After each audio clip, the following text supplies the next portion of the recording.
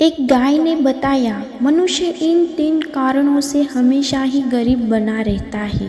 गांव में एक किसान परिवार रहता था और उस किसान परिवार की हालत बहुत ही गरीबी थी। वह किसान दिन रात खेत पर काम करता और उसकी पत्नी भी उसका काम में हाथ बटाती। किसान की पत्नी गर्भवती थी। कुछ दिनों के बाद ही एक बच्चे को जन्म दिया। लेकिन बच्चे को जन्म देने के कुछ समय बाद ही किसान की पत्नी मृत्यु हो गई। अब किसान पर दुखों का पहाड़ टूट पड़ा और ऊपर से धन की कमी और साथ ही बच्चे का पालन पोषण भी करना। इस कारण से उसे बहुत परेशानी होने लगी। अब वह छोटा सा बच्चा भूखा प्यासा रहता, परंतु किसान के घर में दूध देने वाला कोई पशु नहीं था जिससे किसान अपने बच्चे का पालन पोषण कर सके। वह बच्चा भूख के मारे रोता चिल्लाता तो किसान चावल का पानी करके उसे पिलाता, परंतु इससे बच्चे की भूख तो शांत नहीं होती, उसे तो दूध ही चाहिए था। इस तरह से 2-3 दिन जाते हैं तो उस किसान का एक पुराना दोस्त घर आता है और किसान की ऐसी हालत देखकर वह कहता है, हे मित्र, हमारे गांव के पास ही जो जंगल है उसमें एक सिद्ध पुरुष रहते हैं और उनके पास एक गाय है। तुम उन्हीं के पास जाओ, उनसे प्रार्थना करना और उस गाय को मांग लेना। मुझे पूरा विश्वास है कि वो साधु महात्मा उस गाय को तुम्हें दे देंगे। तब वह किसान दोस्त की बात सुनकर अगले ही दिन वहां जाने का मन बना लेता है। जब अगला दिन होता है तब किसान अपने बच्चे की जिम्मेदारी पड़ोसी महिला को सौंपकर जंगल की तरफ चल देता है। अब चलते चलते सुबह से होकर शाम हो जाती है, लेकिन वह किसान चलता ही जाता है और अंत में वह सिद्ध पुरुष की कुटिया पर पहुंच जाता है। साधु महात्मा की कुटिया पर जाकर महात्मा को प्रणाम करता है और कहता है, हे महाराज, मेरी पत्नी ने बच्चे को जन्म दिया और जन्म देने के कुछ ही बाद इस दुनिया को छोड़ गई। वह बच्चा भूख के मारे चटपटा रहा है और मैं उसका पेट नहीं भर पा रहा हूँ, इसलिए मैं आपके पास आपकी गाय मांगने आया हूँ। कृपया करके मुझे अपनी गाय दे दीजिए ताकि मैं बच्चे को दूध पिलाकर उसकी भूख शांत कर सकूं। तब वह साधु महात्मा ने कहा, हे किसान, मैं तुम्हें इस गाय को अवश्य दे दूंगा। तुम्हारे ऊपर जो विपत्ति आई है और जिस प्रकार तुम्हारा बच्चा से व्याकुल है, मैं उन सब परिस्थितियों को समझ सकता हूँ। मैं इस गाय को तुम्हें दे दूंगा, लेकिन मेरी एक शर्त है। तुम इस गाय को अपने पास ले जाकर इसके खाने पीने और रहने का पूरा ध्यान रखोगे और समय समय पर चारा पानी देते रहोगे और सुबह अपने भोजन करने से पहले पहली रोटी तुम गाय को ज़रूर खिलाओगे, क्योंकि जहाँ गाय माता जाती है उनके पीछे पीछे सिद्धि का देवता और भाग्य के विधाता भी आ जाते हैं। इस गाय को ले जाकर के बाद तुम इसकी सेवा करोगे और अपने भोजन करने से पहले इसे रोजाना एक रोटी खिलाओगे और इसे साफ स्वस्थ रखोगे। तब तुम्हारे घर में धन की कोई कमी नहीं होगी। मेरी एक बात हमेशा याद रखना कि जब तुम्हारी ज़रूरत पूरी हो जाए और तुम इस गाय का लाभ उठा लोगे तो यह गाय दूध देना बंद कर देगी।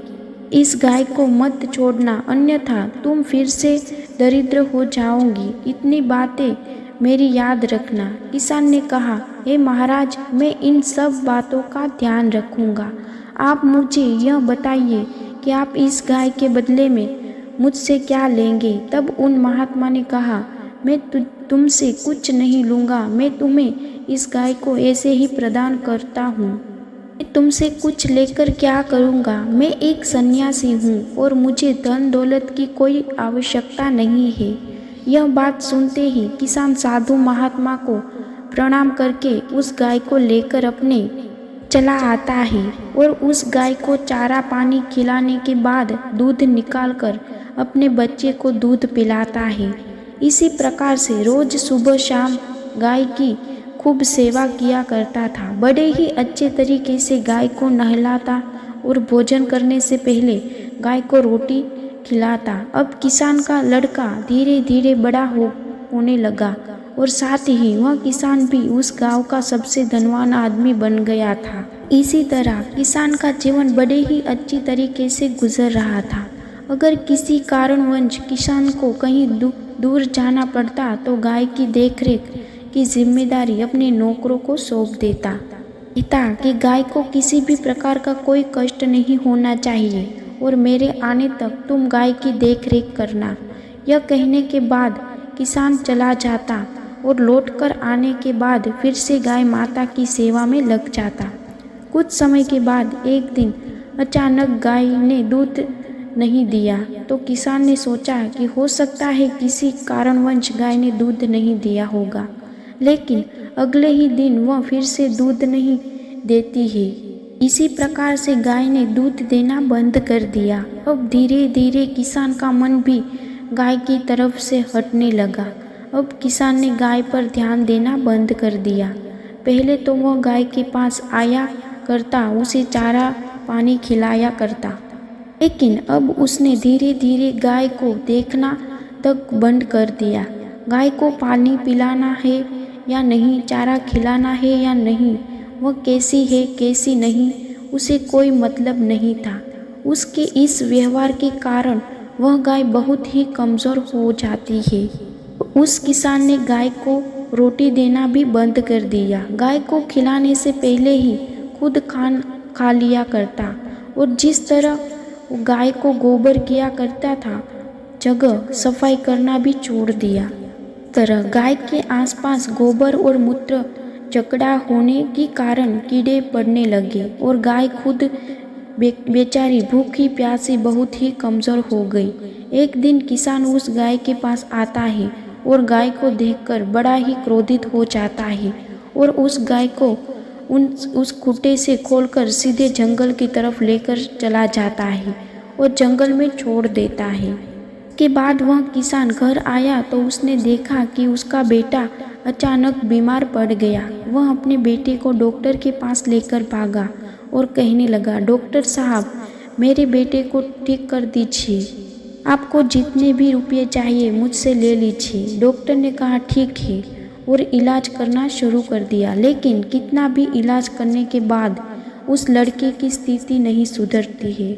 तब उस डॉक्टर ने कहा कि तो मुझे और धन की आवश्यकता होगी। यहाँ इस गांव में इस लड़के को ठीक नहीं किया जा सकता, इसलिए हमें शहर में जाना होगा और वहाँ बहुत अधिक धन खर्च होगा। किसान ने कहा, मेरे पास जितना धन था मैंने अपने लड़के की दवाई पर खर्च कर दिया, इसके उपचार में खर्च हो गया। अब तो मेरे पास कुछ भी नहीं बचा है, केवल मेरा घर बचा है। अब किसान ने अपने लड़के के उपचार के लिए अपना घर भी गिरवी रख दिया। उस घर को बेचकर जो पैसा मिला उस पैसे से उस लड़के का इलाज करवाया। कुछ समय बाद किसान का बेटा स्वस्थ हो जाता है और फिर किसान अपने लड़के को लेकर वापस अपने गांव में आ जाता है और जब वापस आता है तो उसका घर नहीं रहा था। वह अपने लड़के को लेकर पुरानी झोपड़ी में चला जाता है और वहीं पर फूट फूट कर रोने लगता है। किसान सोचता है कि यह सब मेरी ही गलती के कारण हुआ है। मैंने ही साधु महात्मा की बातों पर ध्यान नहीं दिया और गाय माता पर अत्याचार किया, उसकी देखरेख नहीं की, उसकी चारे पानी की व्यवस्था भी नहीं की, कारण मेरे साथ ऐसा हुआ है। यह सोचकर वह किसान रोने लगता है। फिर अपनी गाय को ढूंढ के जंगल में निकल पड़ता है। जंगल में कुछ देर चलने के बाद उसे अपनी वही गाय दिखाई देती है जिसे उसने छोड़ा था। अब गाय के पास जाने के बाद किसान अपनी गाय के पैरों में गिरकर माफ़ी मांगने लगता है और हाथ जोड़कर विनती करने लगता है और गिड़गिड़ाने लगता है और कहने लगता है, हे गाय माता, मैं आपका अपराधी हूँ। मैं आपका ख्याल नहीं रख सका, आपको खूंटे से बांधकर चारे पानी के लिए तरसा दिया। मैंने आपके स्थान से मल मूत्र साफ नहीं किया और वहाँ कीड़े पड़ गए। मेरी ही गलती के कारण आप बहुत कमज़ोर हो गई। हे गौ माता, आप मुझे माफ़ कर दीजिए और मेरे साथ वापस मेरे घर चलिए। गाय माता ने कहा कि हे किसान, अगर ऐसी बात है और तुम्हें तुम्हारी गलती पर पश्चाताप हो रहा है तो तुम हमेशा मेरी इन 3 बातें हमेशा याद रखना। तुम्हें ऐसी 3 बातें बताती हूँ जिन्हें तुम हमेशा याद रखोगे तो तुम्हारी ज़िंदगी में कभी भी धन की कमी नहीं होगी और तुम अपने जीवन में उन्नति करोगे और आगे बढ़ते रहोगे। मेरी पहली बात सुनो, दोस्त और अन्य किसी व्यक्ति के साथ चल मत करना, क्योंकि जो व्यक्ति अपने मित्र और किसी अन्य व्यक्ति के साथ चल करता है, जो आदमी धोखा करता है, वह जिंदगी में कभी सुखी नहीं रहता, जीवन भर दुखी ही रहता है। और जो किसी और का पेट काट कर खाता है वह जीवन भर भूखा ही रहता है, उसका खुद का पेट नहीं भरता। मेरी दूसरी बात सुनो, अपने धन पर, अपने आप पर और अपनी बुद्धि पर कभी भी घमंड नहीं करना चाहिए। अपने धन, बुद्धि और खुद पर घमंड करने वाले व्यक्ति में अहंकार और बहुत सारे विकार बन जाते हैं जो उसके पतन का कारण बनते रहते हैं। एक किसान, समय कभी एक जैसा नहीं रहता, वक्त हमेशा बदलता रहता है। तुमने अपने आप पर, अपने धन पर घमंड किया, यही तुम्हारी बहुत ही बड़ी भूल थी, तुम्हारी बहुत बड़ी कमी थी, क्योंकि कल क्या हो जाए कोई नहीं जानता। समय बड़ा बलवान है, समय अच्छे अच्छे धुरधुरों को धूल चटा देता है। इसलिए अपने धन पर कभी भी घमंड मत करना कि मेरे पास धन है तो मैं कुछ भी कर सकता हूँ। के साथ तुम्हारे अंदर अहंकार भी आ जाएगा और वही अहंकार तुम्हारे पतन का कारण बनेगा और तुम्हारी सोचने समझने की क्षमता को नष्ट कर देता है। मेरी तीसरी बात सुनो, अपने घर की कोई भी सलाह किसी बाहरी व्यक्ति से नहीं लेनी चाहिए। अगर मैं आपके बड़े बुजुर्ग जैसे अपने माता पिता मौजूद है तो उनकी मौजूदगी में आप उन्हें नज़रअंदाज करने की किसी की सलाह लेते हैं भी आपका काम सफल नहीं होगा। वह व्यक्ति आपके काम को बढ़ाने के बजाय आपके काम को बिगाड़ने में लगा रहेगा और आपको सही राय नहीं देगा। इसलिए अपने बड़ों, अपने माता पिता से किसी भी कार्य के बारे में राय ज़रूर लें। इन तीनों बातों पर अमल करोगे तो अपने जीवन में सदा उन्नति करोगे।